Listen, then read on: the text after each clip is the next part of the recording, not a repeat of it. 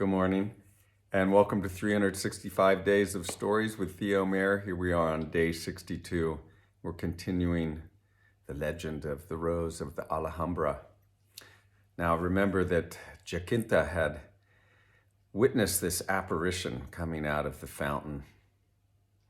Her auntie had spoken to her about it, or Jacinta had spoken to her auntie about the apparition, and at first she thought she was dreaming, and then her auntie reminded her of the story of the three princesses who lived in the tower, and at first Jacinta didn't remember at all that that story had taken place or any of the details about it. But when her auntie described the story a little bit, Jacinta remembered, and she said, yes, I really can weep with Zorahayda, who was never united with her Spanish cavalier. And her aunt let her know that, well, that Spanish cavalier, though he had really been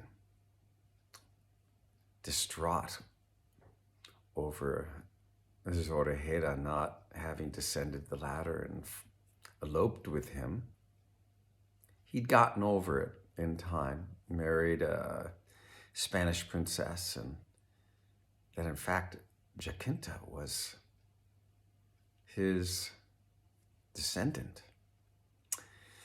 So anyway, Jacinta thought, well, if it's Zorahayda who is the apparition, I have nothing to fear. And so she determined to spend that next night by the fountain to see if Zorahayda would reappear. Well, her aunt went to sleep, and Jacinta seated herself next to the fountain, on the edge of the fountain, and she waited. And just a little past when the bells tolled for the midnight hour in the Alhambra,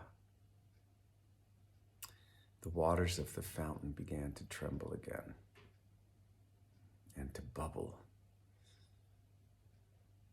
The surface was agitated, and from the waters, the apparition of Zorahayda again appeared.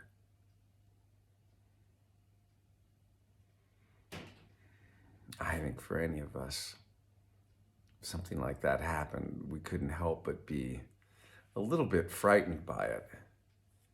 And Jacinta, though she was feeling those feelings of awe and at the same time fright, she stayed exactly where she was. Well, Zorahayda, her apparition, she was clothed beautifully and had many jewels on her wrists and rings on her fingers and beautiful necklaces, and she just looked beautiful.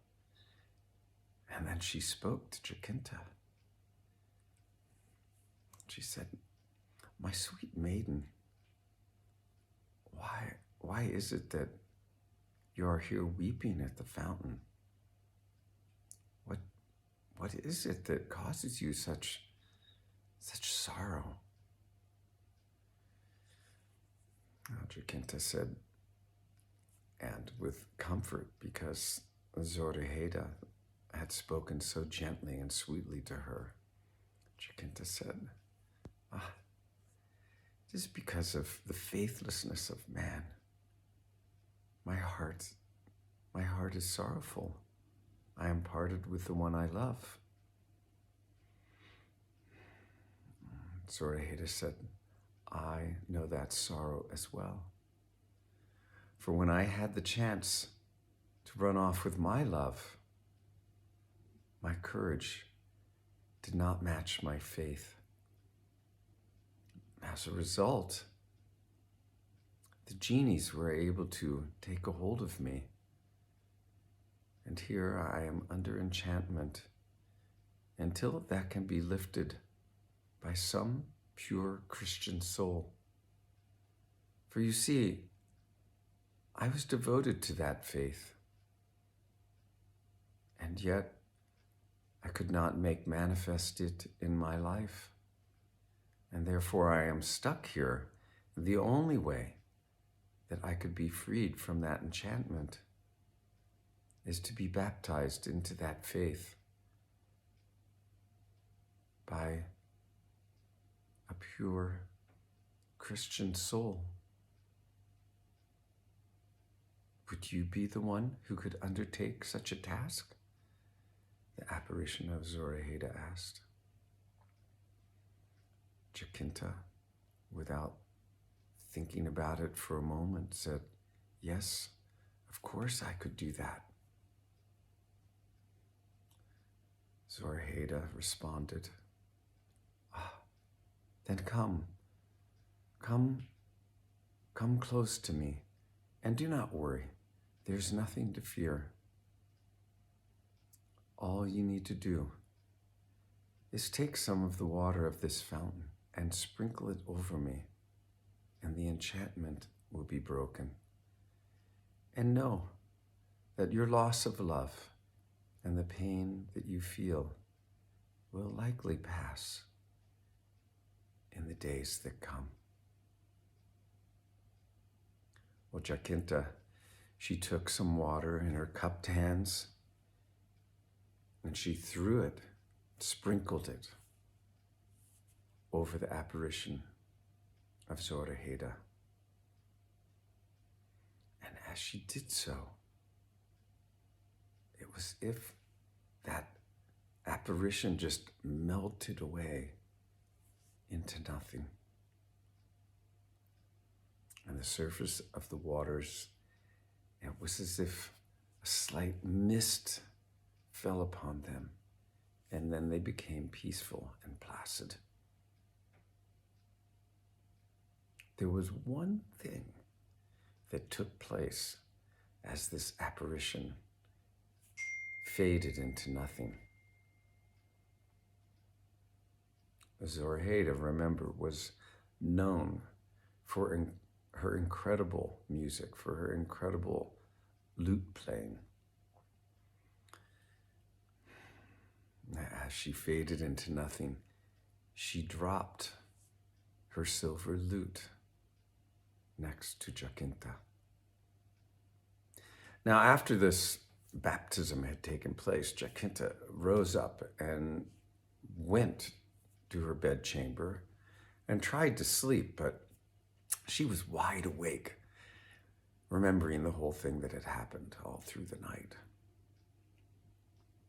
When she arose the next morning, she went down to the fountain, and there she saw the silver lute on the marble floor. She'd not even realized what had happened the night before.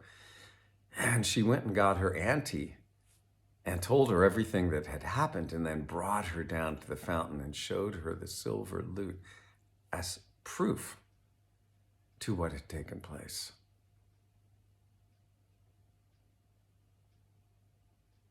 Our auntie did not question it a single moment more.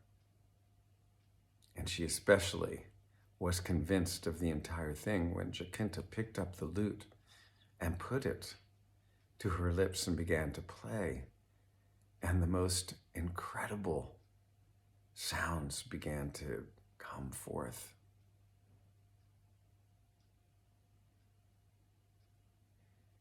Well, I didn't really go over this, why Jacinta was called the Rose of the Alhambra. But the truth was, far before Reyes de Alarcon had come seeking the gyre falcon, even though her auntie had done her best to keep her closed up in the tower, people knew that Jacinta was there and had seen her beauty. She was a beautiful person, beautiful young woman, And because of that, the people of the Alhambra began to call her the Rose of the Alhambra. Now, once Jacinta got a hold of that lute and began playing it, that name that she was bearing became all the more relevant. Passerbys would hear that lute being played, that celestial music coming forth from the open windows of the tower, and they would stop. They couldn't help themselves. It was that beautiful. And you know how music can carry on the breeze. Sometimes it would be louder and then softer, and even in that effect, the celestial nature of the music was only enhanced. And people could hear those melodies being played from far off. And, well, the rumor of the Rose of the Alhambra grew. I guess it wasn't quite just a rumor. It was more the knowledge of this incredible maiden that could bring forth these celestial tones became known throughout the land. And it was not long before the wealthy people were vying for Jacinta to come and play her music at fiestas that they would have, gatherings. It was considered quite a notable thing if you could get Jacinta to come and play music, and of course would impress your friends if they were there to know that you had been able to bring her to your home. Now, in every one of those instances, you know who came along. Jacinta's auntie, watching over her and making sure not a single rogue man would come and try to have anything to do with her, though there were many that wished to do so. Her auntie prohibited it.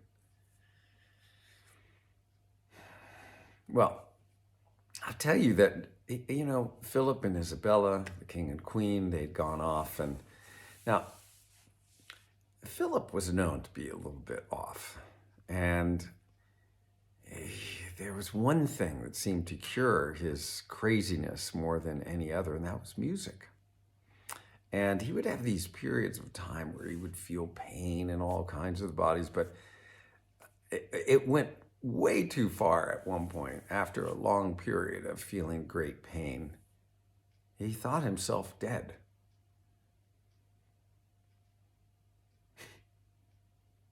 And he began to treat himself as if he was dead, and was all about having all of the proper burial ceremonies taking place and all of this. He was even laid within a coffin.